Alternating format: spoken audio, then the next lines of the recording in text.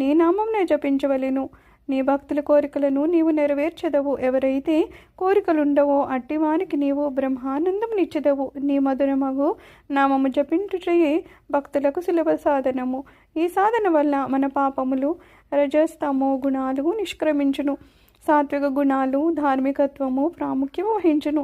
దీనితో నిత్యానిత్యాలకు గల భేదము నిర్వ్యామోహము జ్ఞానము లభించును. మనము అట్టి సమయమునందు గురువునే అనగా ఆత్మనే అనుసంధానము చేసదము. ఇదియే గురువునకు సర్వస్వ శరణాగతి. దీనికి తప్పనిసరి ఒకే గుర్తు, మన మనస్సు నిశ్చలము శాంతము అగుట.